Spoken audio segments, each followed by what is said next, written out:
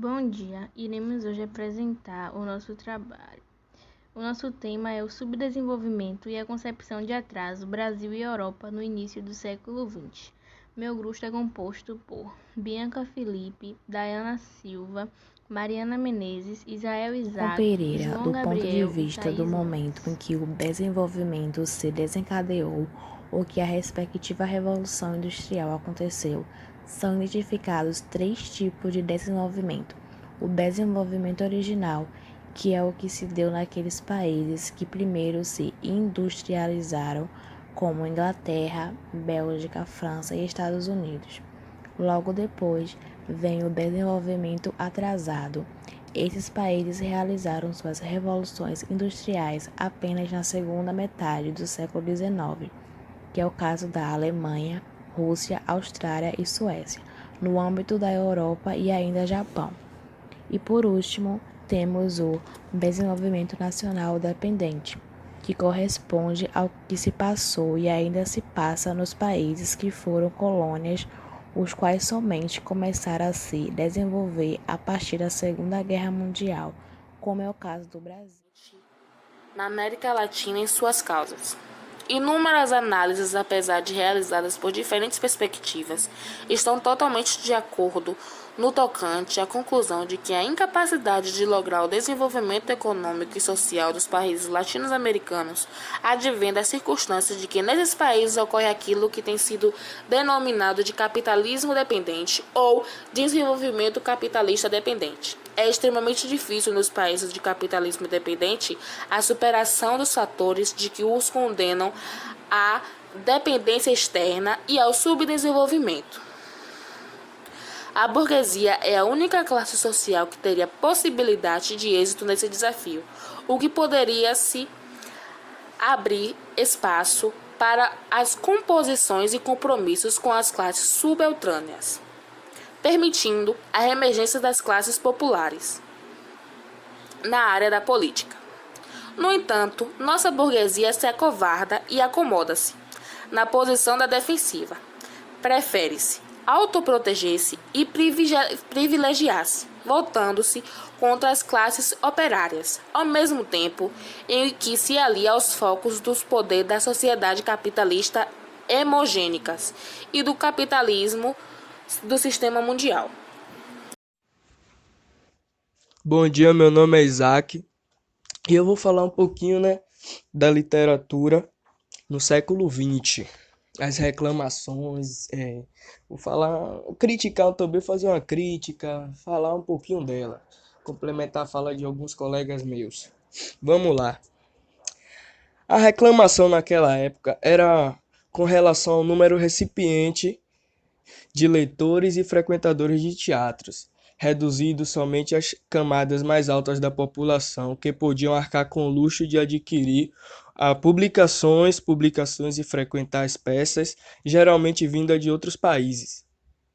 Mas nem mesmo esse agravante impossibilitou que a literatura brasileira seguisse seu rumo e que seus principais escritores continuassem escrevendo e traduzindo obras vindas de outros países. Vamos falar também um pouco da crítica. Aqui, ó. Algumas maiores críticas que teve, hoje em dia, que se faz hoje em dia, é com relação a situações de mercado editorial, que ainda oferece livros muito caros, inviabilizando seus acessos e todas as camadas da população.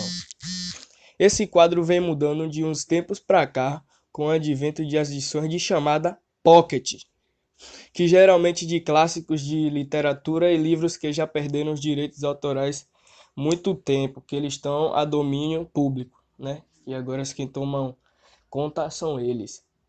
Com a aquisição de livros pelo governo em programas de incentivo eleitoral e modernização de bibliotecas escolares, entre outros. Vamos falar também aqui, que outros aspectos ultimamente ligado com a leitura e a escrita está relacionado à educação, pois o Brasil carece de condições que incentive não apenas a alfabetização, mas o estímulo à leitura e à escrita na escola. Vamos falar também de alguns países aqui. O país conta também com a Câmara Brasileira do Livro, um órgão sem fins lucrativos que atua na promoção do mercado editorial brasileiro, que é a CBL. Ela é responsável desde, se eu não me engano, é 1959 ou é 1949, alguma coisa assim. 1959, pelo Prêmio Jabuti, que foi a maior premiação de literatura no território, que premia anualmente desde romances, livros didáticos e projetos gráficos.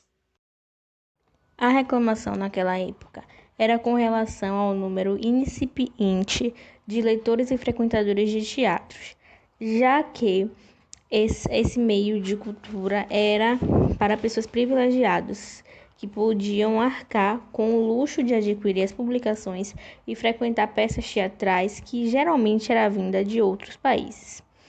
Mas, nem mesmo esse agravante impossibilitou que a literatura brasileira seguisse seu rumo e que seus principais escritores continuassem escrevendo e traduzindo obras vindas de outros países. Ainda hoje, a literatura se faz presente em nossas vidas, de forma que esse meio, essa cultura esteja à disponibilidade de toda a população, seja rico ou seja pobre. Naquela época, para a população pobre, era muito difícil estar por dentro da literatura de forma de ler os poemas, além de não ter condições de arcar os custos. A escolaridade tinha um nível totalmente baixo, onde a maioria das pessoas eram analfabetas. A educação no Brasil nunca foi algo bom. Porém, no século XX, o nível da escolarização ainda era baixíssima para a população brasileira. Logo depois da Segunda Guerra Mundial, com a chegada de imigrantes e o início da industrialização no país, houve uma certa preocupação enquanto o aprendizado da população brasileira. Porém, esse fato só foi se concretizar depois de movimentos sociais de manifestos feitos pela população nos anos 60. A literatura no século XX. A partir da segunda metade do século XX, os estudos literários foram tomados por diversas concepções da relação entre literatura e sociedade, esquivando-se das divisões que colocavam a obra de arte como objeto isolado. Filiados a diferentes correntes de pensamentos, muitos foram os autores que se aventuraram a analisar a dimensão política da ficção. Haviam poucos autores brasileiros nacionalmente e internacionalmente conhecidos, refletindo o desenvolvimento das letras nacionais, como é o caso de Júlia Lopes de Almeida, escritora carioca agraciada com menções honrosas na França, de onde vinham muitos dos modelos literários brasileiros por sua contribuição literária. As obras especializadas em literatura brasileira colocam como marco do modernismo no Brasil a realização da Semana de Arte Moderna em 1922 e que o modernismo encerra-se em 1945. A literatura produzida em 1901 a 1922 seria um pré-modernismo e a produzida depois de 1945 um pós-modernismo.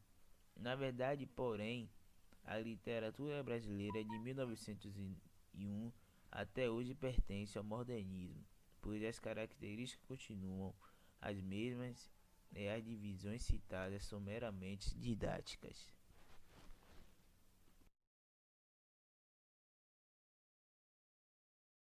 Bom, eu vou falar sobre desenvolvimento econômico e subdesenvolvimento.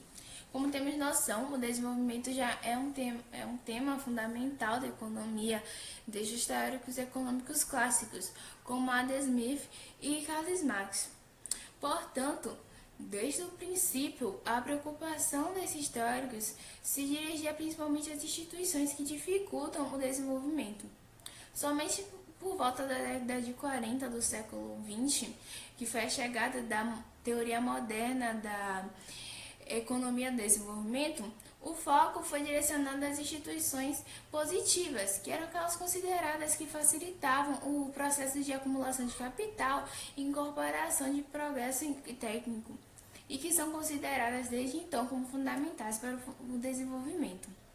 As teorias superadas se baseiam em concepções de economia clássica, as quais não levavam em consideração as diferenças econômicas de cada lugar e desprezavam a mobilização social como meio de alcançar mudanças e acreditavam que o capitalismo tinha predisposição em se expandir mundialmente, o que trazia com ele, então, de maneira espontânea, o desenvolvimento da periferia. Foi com uma moderna teoria que essa concepção cedeu lugar ao entendimento de que o Estado Nacional pode ser utilizado para promover transformações estruturais, o que reforça a afirmação de Sampaio Júnior, de que o estudo do desenvolvimento estrutura-se a partir da constatação de que o Estado Nacional constitui a única força capaz de civilizar o capitalismo.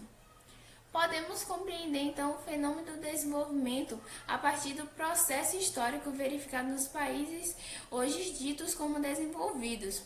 Esse processo abrange o surgimento das nações e a formação dos estados nacionais de um lado, e de outro, a acumulação do capital e a incorporação de progresso técnico ao trabalho e ao próprio capital.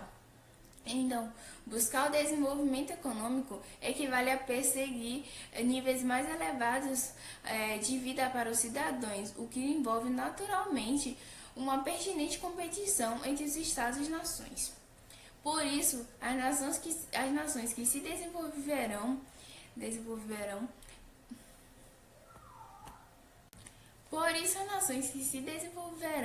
passarão por processos que nem sempre equivalentes entre si.